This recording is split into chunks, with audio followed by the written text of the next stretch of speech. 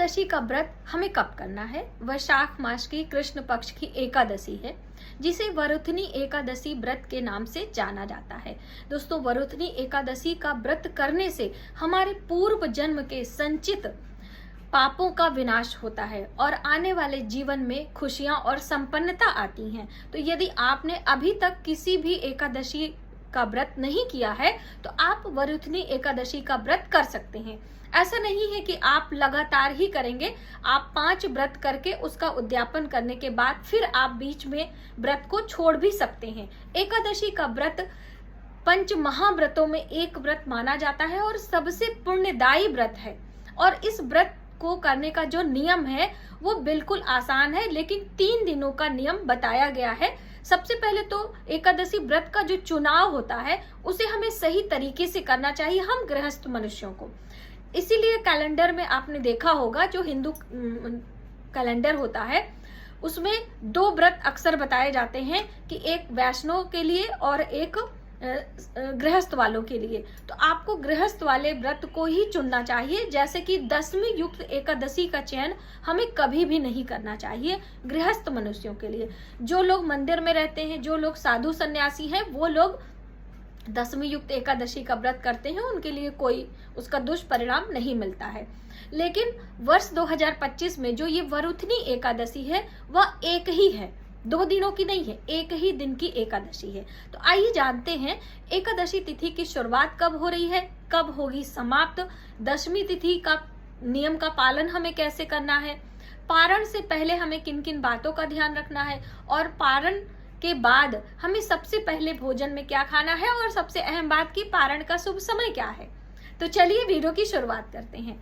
नमस्कार, welcome to my channel. मैं हूं मनीषा। तिथि की शुरुआत कब हो रही है पहले हम जान लेते हैं। तो देखिए, 23 अप्रैल दिन बुधवार को शाम को 4:44 पर एकादशी तिथि प्रारंभ हो रही है। एकादशी तिथि समाप्त हो रही है 24 अप्रैल दिन गुरुवार को दोपहर 2:32 पर। तो 24 अप्रैल को ही व्रत करना हमारे लिए शुभ होगा।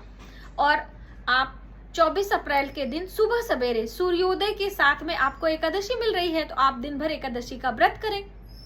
और एक दिन एकादशी के पहले जो 10वीं तिथि होती है उस पर हमें कुछ नियमों का पालन करना होता है। तो पहले आप नियम देख लीजिए, उसके बाद पारण का शुभ मुहूर्त भी हम जानेंगे, और हमें पूजा कैसे करना होता है, पूरे दिन हमें क्या जल फल लेकर व्रत को करना होता है। तो देखिए, 10वीं का यही नियम है कि हमें एक दिन पहले, इसीलिए एकादशी तिथि के एक दिन पहले आपको सात्विक आहार ग्रहण करना होता है, मांसाहार का त्याग करना होता है, साथ ही ब्रह्मचर्य का पालन करना होता है। इन 3 बातों का हमें ध्यान रखना है। हम बात करें साधु सन्यासियों की, हम बात करें जो मंदिर में रहते हैं, वो लोग तो 10वीं को ही व्रत शुरू कर देते हैं, फलाहार करते हैं एक दिन पहले, और जिस दिन एकादशी होती है उस दिन सिर्फ जल और फल पर रहते हैं। और जैसे कि निर्जला एकादशी आदि होती है, वो तो फिर निर्जला यानी कि जल और अन्न दोनों का ही त्याग करते हैं। लेकिन हम गृहस्थ मनुष्य इतना नहीं कर पाते हैं, सबका सामर्थ्य नहीं होता है, जिनका होता है वो करते भी हैं। लेकिन आपको चिंता करने की जरूरत नहीं है।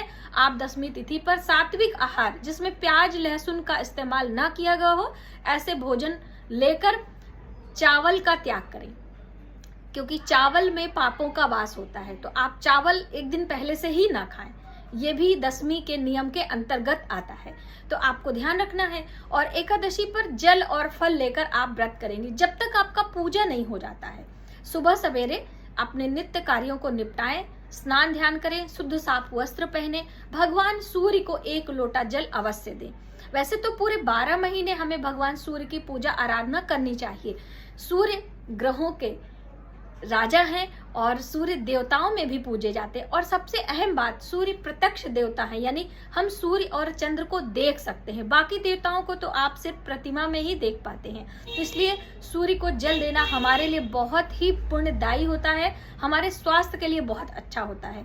तो आप भगवान सूर्य को जल दें। अब बहुत सारी बहनों के ये प्रश्न आते हैं कि दीदी, हम भगवान सूर्य को जल पूजा से पहले दें कि पूजा के बाद में दें? तो इस भ्रम में आप बिल्कुल ना रहें। आप जब भी उठें, यानी कि जब आपके सूर्य के दर्शन हो जाए, सूर्योदय का समय है, जैसे कि अभी 24 अप्रैल दिन गुरुवार को सूर्य का उदय 6:02 पर हो रहा है, तो आप पहले से उठे, स्नान ध्यान करके 6:02 से लेकर 8 बजे तक का समय है। 2 घंटे के अंदर अंदर आपको भगवान सूर्य को जल दे लेना है। यदि आप ब्रह्म मुहूर्त में उठते हैं, जैसे वैशाख के नियमों का पालन कर रहे हैं, तो ब्रह्म मुहूर्त में उठकर स्नान ध्यान करते हैं, तो जैसे 4:25 से 4:20 से ब्रह्म मुहूर्त प्रारंभ हो जाता है और 5:10, 5:20 तक ब्रह्म मुहूर्त रहता है। गर्मियों में, सर्दियों में समय चेंज हो जाता है। तो इस तरह से आप जब सुबह ब्रह्म मुहूर्त में उठ चुके हैं तो स्नान ध्यान करके पहले आप पूजा कर लीजिए। उसके बाद सूर्य जब उदय हो जाए तो भगवान सूर्य को जल आप पूजा के बाद भी दे सकते हो, और उसी समय माता तुलसी के पास एक दीपक आपको लगाना चाहिए। तो देखिए, एकादशी पर माता तुलसी में जल नहीं दिया जाता है। ऐसी मान्यता है कि माँ तुलसी व्रत करती हैं और वो भी निर्जला, लेकिन गर्मियों का समय है। यदि आप एक दिन पहले 10वीं तिथि में ही माता तुलसी में जल आदि दे चुके हैं तो कोई बात नहीं। यदि जल नहीं दिया है, तुलसी सूख रही है, बिल्कुल मुरझा गई है, तो आप इन सब बातों का ध्यान न देकर तुलसी में जल आप दे दीजिए। और शाम को या फिर ब्रह्म मुहूर्त में एक दीपक आपको लगाकर परिक्रमा अवश्य करना चाहिए। किसी भी देव वृक्ष की आप पूजा कर रहे हैं तो परिक्रमा बहुत जरूरी होती है। तो परिक्रमा करने का 1 बारी, 3 बारी, 5 बारी, जैसा भी आपका सामर्थ्य हो आप परिक्रमा करें। उसके बाद पूजा मंदिर में हर एकादशी पर भगवान विष्णु, माता लक्ष्मी की ही पूजा की जाती है। तो आप अक्षत न चढ़ाएं, तिल का अक्षत चढ़ाते हुए पीले पुष्प, पीली मिठाइयों का भोग, मिश्री, पंचमेवा आदि जो भी आपके पास है भोग लगाकर पूजा अर्चना कर भगवान विष्णु की आरती करें।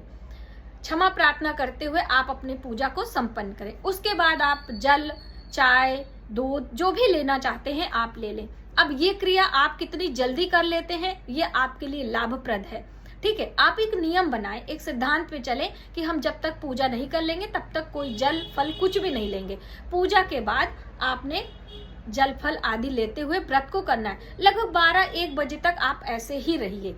उसके बाद आप आलू, शकरकंदी, कोई ड्राई फ्रूट्स, कोई मौसमी फल, जूस, शरबत आदि सब ले सकते हैं। यहाँ तक कि आप सेंधा नमक भी खा सकते हैं। दोस्तों, सब व्यक्ति का स्वास्थ्य और सामर्थ्य और जिसको हम कहते हैं स्टेमिना अलग अलग होती है। किसी से बिल्कुल भी व्रत नहीं रखा जाता, किसी से पूरे पूरे दिन लोग व्रत कर लेते हैं, किसी के ऊपर जिम्मेदारियां इतनी होती हैं कि हम इतने उलझे रहते हैं कि हमें खुद के खाने पीने का सुध ही नहीं रहता है।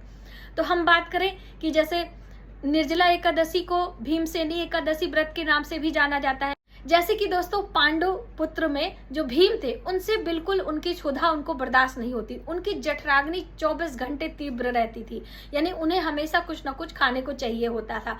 और एकादशी का व्रत इतना फलदायी और पुण्यदायी है कि भगवान श्री कृष्ण हमेशा सलाह देते थे कि तुम्हें एकादशी का व्रत करना है।